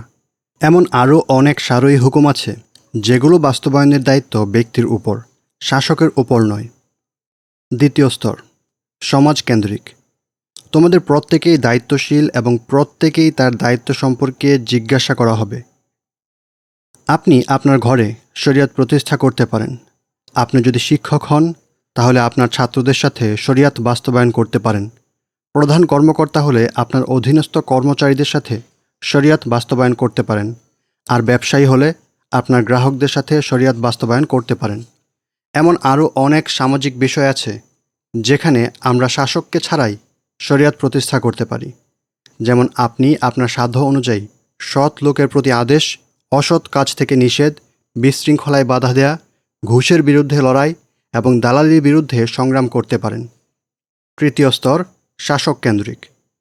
এমন কিছু বিষয় আছে যেগুলো বাস্তবায়নের জন্য শাসকের বিদ্যমান থাকা আবশ্যক, যেমন হদ তথা শাস্তির বিধান, জিহাদের লক্ষ্যে সৈন্য পরিচালনা করা, কর এবং টোল উত্তোলন, মদের উপর নিষেধাজ্ঞা আরোপ, পাপাচার এবং অশ্লীল নাটকের বিনোদন ব্যবস্থা বন্ধ করা, মুসলিম উম্মার শত্রুদের সাথে সম্প্রীতি স্থাপন রুখে দেয়া এবং শুধু মুমিনদের মাঝে সম্প্রীতি স্থাপনকেই যথেষ্ট মনে করা। যখন কিনা মুসলমানেরা তাদের সাধ্যের সীমানাতেই শরিয়ত প্রতিষ্ঠা করছে না, তখন তারা কিভাবে আল্লাহ তাআলার সাহায্য পাওয়ার আশা করতে পারে? এটা আল্লাহ তাআলার রীতি বিরোধী। আর আল্লাহ তাআলার অপরিবর্তনীয় এবং স্থায়ী রীতি হচ্ছে, তোমরা যদি আল্লাহ তাআলার দ্বীনের সাহায্য করো তবে তিনি তোমাদের সাহায্য করবেন এবং তোমাদের কদম অবিচলিত রাখবেন। সূরা মুহাম্মদ আয়াত ৭। দ্বিতীয় চিন্তা চেতনা। নিশ্চয় মুসলিম জাতি এমন এক জাতি যারা ধ্বংস হওয়ার নয় এবং কখনোই ধ্বংস হবে না। এটি হচ্ছে একটি সর্বোচ্চ পর্যায়ের গুরুত্বপূর্ণ চিন্তা ও চেতনা। যখন মুসলমানগণ একেবারেই হতাশ হয়ে পড়ে, উঠে দাঁড়ানোর কোনো আশা থাকবে না, তখনই তাদের জন্যে এই বিশ্বাস রাখা আবশ্যক যে সর্বশেষ ক্ষমতায় লাগাম মুসলমানদের হাতেই থাকবে। মুসলিম জাতি কখনো ধ্বংস হবে না। পৃথিবী যতদিন টিকে থাকবে ততদিন মুসলিম জাতির অস্তিত্ব থাকবে। আল্লাহ তাআলা বলেছেন, কোনো রাসূল না পাঠানো পর্যন্ত আমি কাউকেই শাস্তি দান করি না। সূরা ইসরা আয়াত ১৫। আর রাসূল সাল্লাল্লাহু আলাইহি ওয়াসাল্লামের পর আর কোনো রাসূল আসবে না। তাই আল্লাহ তাআলার সৃষ্টি জীবের মধ্যে হতে সর্বশেষ রিসালাত বহনকারী জাতি পৃথিবীতে টিকে থাকার বিকল্প নেই। তা না হলে সৃষ্টিজীবের উপর আল্লাহ তাআলার প্রমাণাদি কারা প্রতিষ্ঠা করবে? কারা লোকেদের হাত ধরে তাদেরকে সৃষ্টিকর্তার পথে নিয়ে আসবে? কারা মানুষকে শেখাবে তার জীবনের লক্ষ্য কী? কারা মানুষকে দেখিয়ে দেবে তাদের প্রভুর ইবাদতের পদ্ধতি? দুনিয়া আবাদ করা, শরিয়ত প্রতিষ্ঠা করা, অত্যাচার দূরীভূত করা, হক আদায় করা, ন্যায়পরায়ণতা বাস্তবায়ন করা এবং দয়ার দিকে কারা মানুষকে পথ দেখাবে? নিশ্চয়ই মুসলমানদের টিকে থাকা একটি আবশ্যক বিষয়।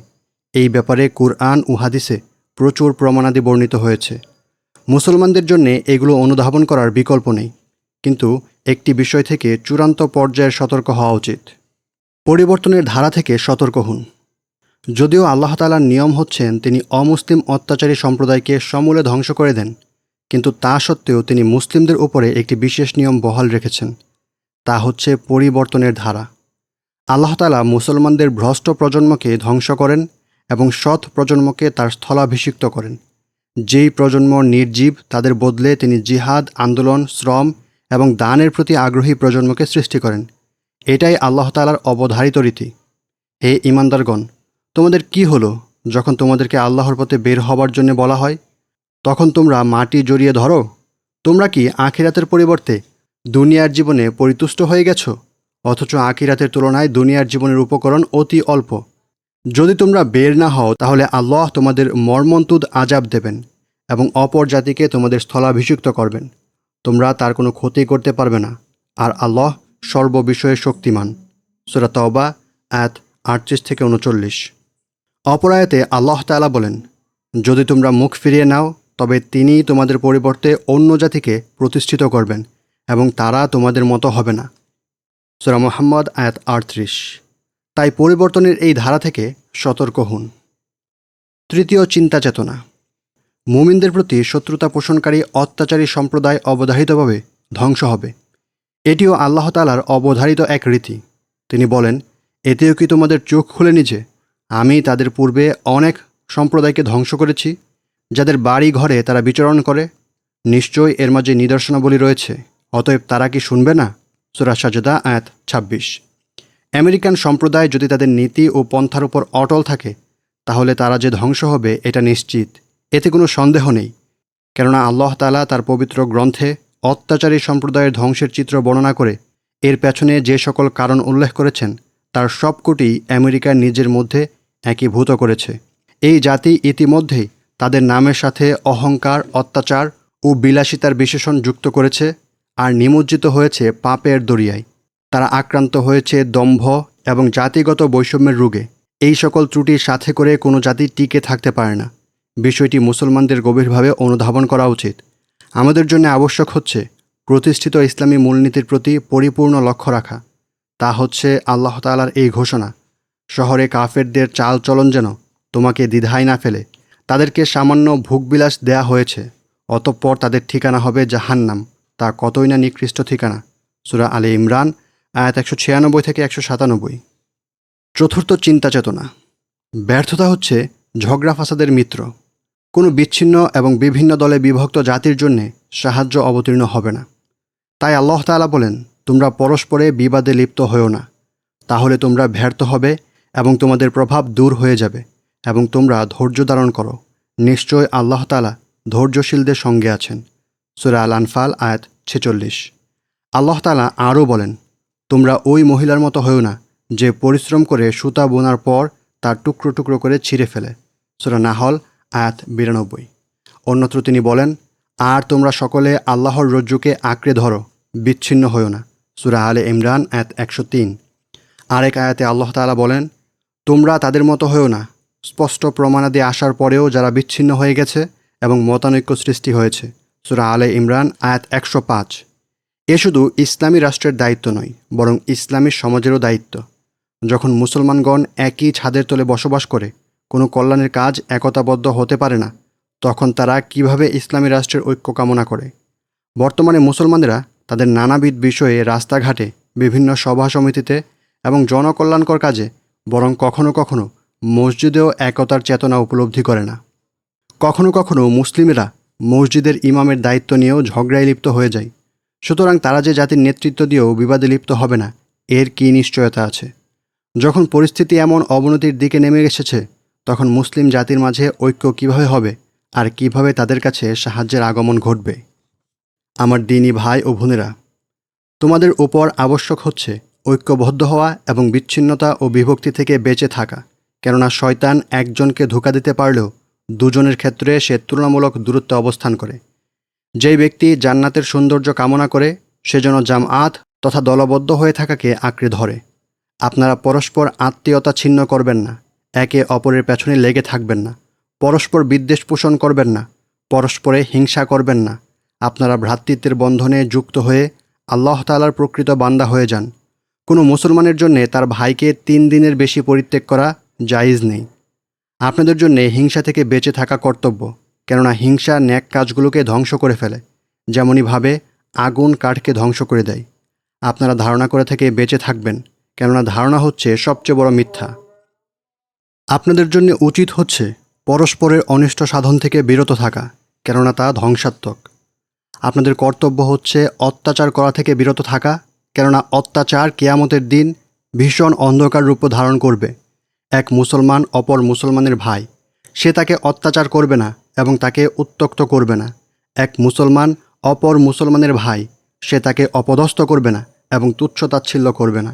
একজন মানুষের অনিষ্টের জন্যে তার উপর মুসলিম ভাইকে তুচ্ছতাচ্ছিল্য করাই যথেষ্ট। প্রত্যেক মুসলমানের উপর অপর মুসলমানের রক্ত, সম্ভ্রম এবং সম্পদ হারাম। যে ব্যক্তি তার ভাইয়ের প্রয়োজন পূরণ করবে, আল্লাহ তাআলা তার প্রয়োজন পূরণ করবেন। পঞ্চম, চিন্তা চেতনা। আপনার দেহের চামড়া আপনার নখের মতো করে কেউ চুলকাতে পারবে না, তাই আপনার সকল দায়িত্বভার আপনিই গ্রহণ করুন।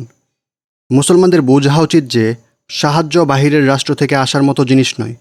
হে আমার দ্বীনি ভাই, প্রকৃতপক্ষে আসল সাহায্য হচ্ছে দেশীয় পণ্যের নাম। তার উপর মেড ইন চায়না তথা চীনে তৈরি অথবা মেড ইন ফ্রান্স কিংবা মেড ইন আমেরিকা ইত্যাদি ট্যাগ যাতে না থাকে, বরং তার উপর স্পষ্ট ভাষায় লেখা থাকবে মুসলিম রাষ্ট্রের তৈরি, মুসলিম জাতির পক্ষ থেকে তৈরি। সাহায্য আমদানি করার মতো জিনিস নয়। ইরাকের মুসলমানদের পাশে দাঁড়ানোর জন্যে ফ্রান্সকে ধন্যবাদ জানাই, কিন্তু ভালো করে জেনে রাখুন, ফ্রান্স এই কাজ ইরাকবাসীদের চক্ষু শীতল করার জন্য করেনি। তারা এই কাজ করেছে হিংস্র পিশাচ আমেরিকার মোকাবেলায় ফ্রান্সের প্রভাবকে অক্ষুণ্ণ রাখার জন্যে। Algeria, Tunisia, Morocco, Syria, Lebanon এবং আরও আগে মিশরে ফ্রান্স যা করেছে তা ভুলে যাবার সুযোগ নেই। মনে রাখবেন, ফ্রান্সের রয়েছে লম্বা কালো হাত। আজও আলজেরিয়ায় চলমান বিশৃঙ্খলায় ফ্রান্সের সেই হাত কাজ করে যাচ্ছে। ভুলে যাবেন না, আলজেরিয়াতে আরব এবং বারবারিয়ানদের মাঝে যুদ্ধের আগুন ফ্রান্সই প্রজ্বলিত করেছে। বিস্মৃত হবেন না, তারা 2 জন মুসলিম যুবতীকে তাদের স্কুলে পর্দার বিধান পালনে বাধা প্রদান করেছে, কিন্তু প্রত্যেকেই মন্দ দিকগুলো এড়িয়ে শুধু তাদের ভালো দিকই দেখে। হ্যাঁ, আমরা তাদের মিত্রতা এবং সহযোগিতার মাধ্যমে উপকৃত হই, তা অস্বীকার করছি না, কিন্তু আমরা কখনোই ফ্রান্সের কাছ থেকে নিঃস্বার্থ সাহায্যের প্রত্যাশা রাখি না। বীরত্বের সাথে ইরাকবাসীদের পাশে দাঁড়ানোর জন্যে রাশিয়াকেও ধন্যবাদ জানাচ্ছি, কিন্তু আপনাদের কাছে আমার প্রত্যাশা হলো আপনারা চেচনিয়ার ভাইদের কথা ভুলে যাবেন না। আফগানিস্তানে কয়েক বছর ধরে যা ঘটেছিল তা ভুলে যাবেন না। আর গুরুত্বের সাথে লক্ষ্য করবেন খুব দ্রুতই মুসলিম রাষ্ট্র দাগিস্তানে কী ঘটনা ঘটতে চলেছে। আমরা জাতিসংঘকেও ধন্যবাদ জানাই, কিন্তু ভুলে যাবেন না এই জাতিসংঘ ফিলিস্তিনের সাথে কী করেছিল। 1947 সালে তারা ফিলিস্তিনকে অন্যায় ভাগে 2 ভাগ করে ইসরায়েল এবং আরবদের মাঝে বন্টন করে দেয়। ভুলে যাবেন না জাতিসংঘের অপমান, লাঞ্ছনা, ধোঁকা এবং বিশ্বাসঘাতকতার কথা। ভুলে যাবেন না তাদের 2 পাল্লায় পরিমাপের কথা, অত্যাচারীদেরকে ক্ষমা করে নিপীড়কদের শাস্তি দেওয়ার কথা। এমনইভাবে ইরাকবাসীদের মুক্তির জন্যে খ্রিস্টানদের পোপের কাছে সহযোগিতা কামনা করা আমাদের জন্য শুভনীয় নয়। যেখানে কিনা ইরাকের 96% জনগণ কিনা মুসলিম, এই কথা কোনোভাবেই গ্রহণযোগ্য নয় যে খ্রিস্টান পোপ আমেরিকার খ্রিস্টানদের বিরুদ্ধে গিয়ে ইরাকের মুসলমানদের সাহায্য করবে। এটা যেমন ধর্ম সমর্থিত নয়, তেমনি যুক্তি সমর্থিতও নয়। হে আমার দ্বীনি ভাইয়েরা, সাহায্য হচ্ছে মূলত দেশীয় পণ্যের নাম। কোনো বাহিরের রাষ্ট্র থেকে তা আমদানি করা ঠিক নয়। আর মনে রাখবেন, আপনার দেহের চামড়া আপনার নখের মতো করে কেউ চুলকানোর ক্ষমতা রাখে না, তাই যা করার আপনাকেই করতে হবে। ষষ্ঠ, চিন্তা চেতনা। যেমন কর্ম করবেন তেমন ফল পাবেন। অধিক পরিমাণে শাসকদের দুশ্চর্চায় লিপ্ত হবেন না। নিজেদের কর্তব্য ভুলে গিয়ে শুধু তাদের কাঁধেই ক্লান্তিকর কাজসমূহ চাপানোর অভ্যাস পরিহার করুন। হ্যাঁ, এই কথা ঠিক যে দায়িত্ব যদি বড় হয় তাহলে ক্লান্তিও বেশি হয়, আর যেই ব্যক্তি একজনের ক্ষেত্রে ভুল করে সে 10 জনের ক্ষেত্রে ভুলকারীর সমান নয়। জাতির হকের ক্ষেত্রে ভুলকারীর মতো সে নয়, কিন্তু প্রকৃত বাস্তবতাকে স্মরণ রাখতে হবে যে যেমন কর্ম করবেন তেমন ফল পাবেন। নিশ্চয়ই শাসকগণ সাধারণত জনগণের কাছ থেকে নিজেদেরকে লুকিয়ে রাখেন। কোনো সৎ জাতির উপরে কোনো ভ্রষ্ট শাসককে চাপিয়ে দেয়া আল্লাহ তাআলার রীতি নয়। আল্লাহ তাআলা তার পবিত্র গ্রন্থে ফিরআউনের বর্ণনা দিতে গিয়ে বলেছেন, অতঃপর সে তার সম্প্রদায়কে বোকা বানিয়ে দিল, ফলে তারা তার কথা মেনে নিল। নিশ্চয় তারা ছিল পাপাচারী সম্প্রদায়। সূরা যুখরুখ আয়াত 54। তিনি এই কথা বলেননি যে ফিরআউন পাপাচারী ছিল। সুতরাং জনগণ এবং শাসকদের মধ্যেকার সম্পর্ক খুবই গুরুত্বপূর্ণ বিষয়। যদি আপনারা নিজেদের সংশোধন করতে পারেন তাহলে আপনাদের মধ্যে থেকেই খালিদ, মুসান্নাহ, তারিক, কুতুজ এবং সালাউদ্দিনের মতো ব্যক্তিত্বের আবির্ভাব হবে। সপ্তম চিন্তা চেতনা। মুসলিম দেশগুলোতে আমেরিকার ষড়যন্ত্রগুলো পূর্ব নির্ধারিত। এই ষড়যন্ত্র সাদ্দাম হুসাইন বা মুল্লা ওমর রাহিমাহুল্লাহের মতো কোনো নির্দিষ্ট ব্যক্তির কারণে নয়, মুসলমানদের অস্ত্রাগার ধ্বংস প্রভৃতি কারণেও নয়। নিশ্চয়ই ইরাকের ভূখণ্ডে আমেরিকার আগমন একটি পুরনো এবং পূর্ব নির্ধারিত পরিকল্পনা। এমনইভাবে আফগানিস্তান এবং ককেশাস পর্বতমালার পাদদেশীয় অঞ্চলে আমেরিকার আগমন এটিও একটি পুরনো এবং পূর্ব নির্ধারিত বিষয়। এখানে কথা হচ্ছে তারা পরিস্থিতি সামাল দেয়া, মিত্রপক্ষকে খুশি করা এবং জনগণকে চুপ করানোর জন্য কোনো না কোনো অজুহাত বানিয়ে নেয়। কখনো কখনো পরিস্থিতির গুরুত্ব বিবেচনা করে কোনো পরিকল্পনাকে অগ্রগামী করা হয় এবং অপরটিকে পিছিয়ে দেওয়া হয়, কিন্তু সকল পরিকল্পনা পূর্ব থেকেই প্রস্তুতকৃত। আর আমেরিকার আপন ইচ্ছা অনুযায়ী ইসলামী বিশ্বের পুনর্গঠন এবং বিন্যাসের অভিপ্রায় এমন একটি বিষয় যা কারো কাছেই অস্পষ্ট নয়। এরপরেও কি তারা তাদের হীন পরিকল্পনাগুলো বাস্তবায়ন করবে না? সাদ্দামের কি সরে যাওয়া উচিত নয়? এই মর্মে এক বিখ্যাত জাতীয় পত্রিকার সম্পাদক যে স্লোগান তুলেছেন, তারা কি তা কাজে পরিণত করে দেখাবেন না? আমেরিকার কাছে দূত পাঠিয়ে তাদেরকে মুসলমানদের রক্ত হতে হাত গুটিয়ে নেয়ার জন্য আবেদন করে তাদেরকে অতি দ্রুত এই কাজের বাস্তবায়ন করার কথা বলবেন না? নিশ্চয় আমেরিকার কাছে নিরাপত্তা চাওয়া আর বাকরির পালের জন্য নেকড়ের কাছে নিরাপত্তা চাওয়া একই সমান। অষ্টম চিন্তা চেতনা। মুসলিম জাতি অধিকাংশের মালিক হবে। কেউ যেন এই কথা বিশ্বাস না করে যে মুসলিম জাতি একটি অক্ষম জাতি। উত্তর কোরিয়ার মতো একটি নিঃস্ব এবং হতদরিদ্র রাষ্ট্র যেখানে আমেরিকার সামনে দাঁড়িয়ে যেতে পারে, সেখানে মুসলমানেরা কিছুই করতে সক্ষম হবে না, এমনটি কোনোভাবেই শরীয়তসম্মত নয় এবং যুক্তিগ্রাহ্যও নয়। মুসলিম বিশ্বের তুলনায় উত্তর কোরিয়ায় কী ক্ষমতা আছে? সেখানকার 30 মিলিয়ন নাগরিকই সাম্যবাদী এবং নাস্তিক, আর সারা বিশ্বে মুসলমানদের সংখ্যা হচ্ছে 1,30,00,000 বেশি। উত্তর কোরিয়ার আয়তন মাত্র 1,20,000 বর্গমাইল, অর্থাৎ তা মিশরের আয়তনের 10 ভাগের 1 ভাগ, মানে মিশরের 3টি জেলা সমান হতে পারে। কোরিয়ার প্রায় 4 থেকে 6 লক্ষ জনগণ ক্ষুধার কষ্টে মৃত্যুর হুমকির সম্মুখীন থাকে। উত্তর কোরিয়ায় অনেক জনগণ এতটাই দরিদ্র এবং নিঃস্ব যে তারা অনেক সময় শ্যাওলা ও ভেষজ গুল্মলতা খেয়ে জীবনযাপন করে। পক্ষান্তরে যদি আমরা মুসলমানদের অবস্থা লক্ষ্য করি তাহলে তাদের বিভিন্ন ক্ষমতার কথা তুলে ধরতে পারব, যথা তাদের রয়েছে অর্থনৈতিক, মানবিক, বুদ্ধিবৃত্তিক, ভৌগোলিক এবং কৌশলগত সম্ভাবনাময় ক্ষমতা। আর এই সব কিছুর উপরে হচ্ছে ধর্মীয় ক্ষমতা, যা অন্য কোনো জাতির নেই। তা হলো আল্লাহ তাআলা আমাদের অভিভাবক, আর তাদের কোনো অভিভাবকই নেই। তাহলে উত্তর কোরিয়া যদি অস্ত্রশস্ত্র তৈরি করতে পারে, আমরা কেন তা পারব না? উত্তর কোরিয়া যদি তাদের শির অবনত করাকে মেনে নিতে না পারে, তাহলে বিলিয়নের অধিক মুসলিম জাতি কেন নিজেদের মাথা নত করে নেয়? এটা আমাদের চেতনার প্রশ্ন, আমাদের সংকল্প এবং দৃঢ়তার প্রশ্ন। মুসলমান জনগণের কি করা উচিত? মুসলমান জনগণের যেই কাজগুলো করা উচিত তা হলো: 1. স্থানীয় এবং আন্তর্জাতিক জনমত গ্রহণ, পত্র আদান প্রদান, ইন্টারনেট, সভা, সেমিনার, সাংস্কৃতিক অনুষ্ঠান, পরিবার পরিজন, বন্ধুবান্ধব এবং প্রতিবেশীদের সাথে আলাপ আলোচনা ও সারয়ী নীতি মেনে শান্তিপূর্ণ বিক্ষোভ মিছিলের মাধ্যমে। এই সকল পদ্ধতিতে আপনি ইসলামের দৃষ্টিভঙ্গি ব্যাখ্যা করবেন। যাকে শেখাতে পারেন তাকে শেখাবেন। এই ধর্মের মাধ্যমে সম্মানিত ও সমৃদ্ধ হওয়ার একটি সাধারণ পরিবেশ গড়ে তুলবেন। এমনইভাবে নেতৃত্বের আশা, জিহাদের প্রতি আগ্রহবোধ এবং শহীদ হওয়ার প্রতি আকৃষ্ট হবার একটি পরিবেশ সৃষ্টি করবেন। এ সকল কাজের বিনিময়ে অচিরেই অসামান্য ফলাফল আসবে। মুসলমানদের অন্তরে জন্ম নেবে সাহসিকতা এবং দ্বীনের শত্রুদের অন্তরে গেঁথে যাবে ভীতি। 2. ইহুদি আমেরিকা এবং ইংরেজদের সকল পণ্য বর্জন করা। এই কথা দিবালোকের ন্যায় স্পষ্ট যে তাদের কাছ থেকে কোনো বস্ত্র ক্রয় করা গুনাহ, ভ্রান্তি এবং অপরাধ। এই কথা কোনোভাবেই গ্রহণযোগ্য নয় যে যারা আমাদের ভাইদের, মায়েদের, শিশুদের এবং বৃদ্ধদের রক্তপাত করে তাদের সাথে আমরা কেনাবেচা ও লেনদেন করব। নিশ্চয়ই এমনটি হবে নির্বুদ্ধিতা এবং অদূরদর্শিতার পরিচয়। আর প্রতিরোধের পদ্ধতি হিসেবে শত্রুপক্ষের পণ্য বর্জন করার কোনো দূষণীয় ব্যাপার নয়। যারা শত্রুদের পণ্য পরিহার করে না তাদের প্রতি লক্ষ্য করে আমি একটি বাস্তবিক চিত্র তুলে ধরছি। 2003 সালে আমেরিকা জার্মানির পণ্যসমূহ বর্জন করে, যার মাধ্যমে জার্মানির বাৎসরিক $20 বিলিয়ন বেশি আয় হতো। তারা ফ্রান্সের পণ্যও বর্জন করে। এর কারণ ছিল ইরাকের বিষয়ে জার্মানি এবং ফ্রান্স মার্কিন রাজনীতির বিরোধিতা করেছিল। আমেরিকান কংগ্রেসের সদস্যরা ফ্রেঞ্চ ফ্রাইজের, যা ফ্রান্সের উদ্বুদ্ধ আলুর মাধ্যমে প্রস্তুতকৃত একটি খাবার, এর নাম পাল্টে ফ্রি ফ্রাইজ রাখার প্রস্তাব জানায়।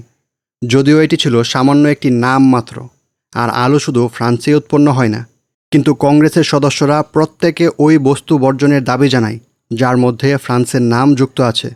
সেই সূত্র ধরেই তারা ফ্রেঞ্চ ফ্রাইজের নামও পাল্টে ফেলার দাবি তোলে। কিন্তু মুসলমানেরা আজ কোথায়? বয়কট নিয়ে আরও জানতে ডক্টর রাগিব সারেজিনী লিখিত বয়কট বইটির অডিও বুক পেয়ে যাবেন আপনারা আমাদের ইসলামিক অডিও বুক চ্যানেলে। ডিসক্রিপশনে দেওয়া লিঙ্ক দেখতে পারেন অথবা পিন কমেন্টের লিঙ্ক দেখতে পারেন ইনশাআল্লাহ। 3. অধিক উপযুক্ত ব্যক্তিকে নির্বাচিত করার ক্ষেত্রে ইতিবাচক ভূমিকা রাখা। এটি এমন একটি পদক্ষেপ যা গ্রহণ করা কোনো বিকল্প নেই।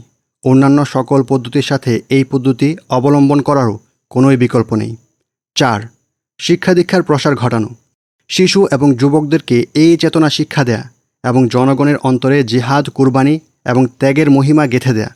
তাদের কাছে আমাদের জাতির সুমহান দৃষ্টান্ত পেশ করা এবং সম্ভ্রান্ত ইতিহাস বর্ণনা করা। প্রত্যেক পিতা, শিক্ষক, ধর্মীয় পণ্ডিত, লেখক এবং আত্মমর্যাদাশীল মুসলিমের উপরে এই দায়িত্ব বর্তাবে। 5.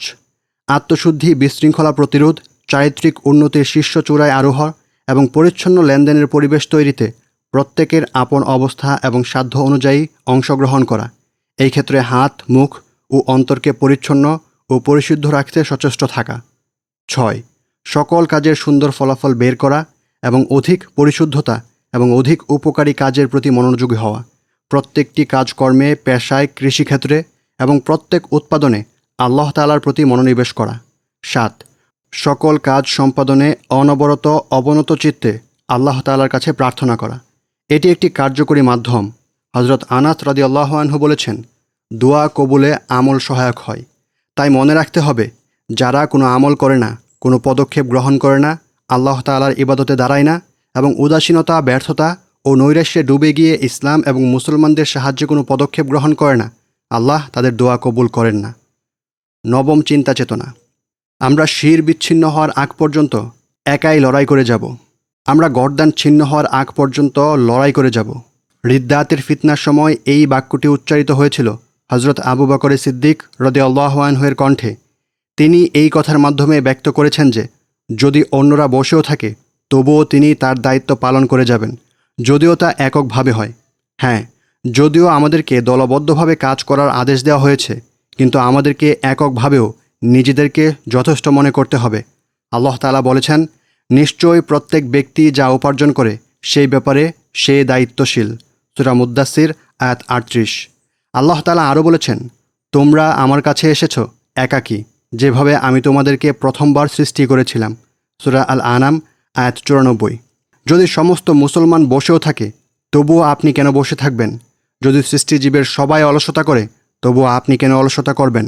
যদি পৃথিবীর সবাই জাহান্নামে প্রবেশ করে তাহলে এই কারণে আপনি কি জাহান্নামে যাবেন? নিশ্চয় আল্লাহ তাআলা একজনের অপরাধের কারণে আরেকজনকে পাকড়াও করবেন না। আপনি কখনো অমুক বা তমুকের জন্যে কোনো আমল করবেন না। কোনো বাদশাহ বা রাষ্ট্রপতির জন্যে আমল করবেন না। খ্যাতি বা সুনামের জন্যে আমল করবেন না। সম্পদ বা সাম্রাজ্যের জন্যে আমল করবেন না। আপনার আমল হবে একমাত্র বিশ্বজগতের প্রতিপালক আল্লাহ তাআলার জন্যে। আল্লাহ তাআলা চিরঞ্জীব, অমর। তিনিই প্রথম, তার পূর্বে কেউ অতিবাহিত হয়নি। তিনি সর্বশেষ, তারপরে আর কেউই নেই। তিনি আপনার ব্যাপারে অবগত, আপনার হিসাব গ্রহণকারী। তিনি আপনাকে এক নেকিতে 10 নেকির সওয়াব দেবেন, আর একটি পাপের শুধু একটি পাপের শাস্তিই দেবেন। আর আল্লাহ তাআলা অনুপরিমাণও জুলুম করবেন না। তাহলে কেন থেমে থাকবেন? কেন উদাসীন থাকবেন? কেন অলসতা করবেন? আপনার পরিপূর্ণ সাধ্য অনুযায়ী আমল করুন। আর এই কথা স্মরণ করুন, আমি আমার গর্দান বিচ্ছিন্ন হওয়ার আগ পর্যন্ত দরকার হলে একা একাই লড়াই করে যাব। 10ম চিন্তা চেতনা। বিলম্ব করা থেকে আপনার বেঁচে থাকা উচিত। আমি আপনাকে এই কথা বলবো না যে আজকের কাজ কখনোই কালকের জন্য রেখে দেবেন না, বরং আমি বলবো আপনি এই মুহূর্তের কাজ পরবর্তী সময়ের জন্য ফেলে রাখবেন না। এই কথা নিশ্চিতভাবে জানা আছে যে প্রত্যেক জিনিসেরই একটি নির্দিষ্ট সময় রয়েছে। যখন তার সময় চলে আসবে তখন এক মুহূর্ত বিলম্বিত করা হবে না এবং এক মুহূর্ত ত্বরান্বিত করা হবে না। সুতরাং সকালে জেগে উঠে সন্ধ্যার অপেক্ষা করবেন না, সন্ধ্যায় এসে সকালের অপেক্ষা করবেন না। যদি কোনো দোয়া করার ইচ্ছে করেন তাহলে এখন থেকেই শুরু করে দিন। যদি কোনো কিছু বর্জন করার ইচ্ছে করেন তাহলে এখন থেকেই শুরু করুন। যদি নামাজ, রোজা, জাকাত আদায়ের ইচ্ছে করেন তাহলে এই মুহূর্ত থেকেই আরম্ভ করে দিন। যদি আপনার ভাইয়ের সাথে কোনো চুক্তি করতে চান, আত্মীয়তা বজায় রাখতে চান এবং পিতামাতার প্রতি সদ্ব্যবহার করতে চান তাহলে এখন থেকেই কাজে নেমে পড়ুন। যদি আল্লাহ তাআলার কাছে দোয়া করার ইচ্ছে করেন, সৎ কাজের প্রতি আদেশ দিতে চান এবং অসৎ কাজ থেকে নিষেধ করতে চান তাহলে এখন থেকেই শুরু করে দিন। যদি কোনো বিশৃঙ্খলা, ঘুষের লেনদেন এবং পক্ষপাতিত্ব রুখে দিতে চান তাহলে এখন থেকেই শুরু করুন। বিলম্বিত করা থেকে বেঁচে থাকুন। শয়তান কোনো মুমিনকে ন্যাক কাজ থেকে বিরত রাখতে আদেশ করে না, তবে সে তাদেরকে ভালো কাজগুলোর দেরিতে শুরু করতে বলে। যদি কেউ তার কথা মেনে দেরি করে ফেলে তাহলে দেখা যায় কাজটা তার আর করাই হয়ে ওঠে না। তাই নিজেকে শয়তানের হাতে সঁপে দেবেন না, কখনোই নিজ প্রবৃত্তির অনুগামী হবেন না। এই হলো আশারাতুন কালিমা, অর্থাৎ পরিপূর্ণ 10টি বিষয়। যদি আমরা এইগুলো নিজে বুঝি, অপরকে বুঝাই এবং এগুলো অনুযায়ী পদক্ষেপ গ্রহণ করি তাহলে আমাদের মাঝে এক অমিত তেজা প্রজন্ম সৃষ্টি হবে, আমাদের পতাকা সমুন্নত হবে আর আমাদের ললাটে লিখিত হবে সাহায্য, নেতৃত্ব এবং ক্ষমতা। সবশেষে বলবো, হে আমার ভাই ও বন্ধু, আল্লাহর পথে সহচর, মুসলিম জাতির উপর এই ধরনের সংকট এবারেই প্রথম আপতিত হয়নি। এগুলো প্রথম আঘাত নয়, প্রথম যন্ত্রণা নয়, এগুলো প্রথম পতন নয়।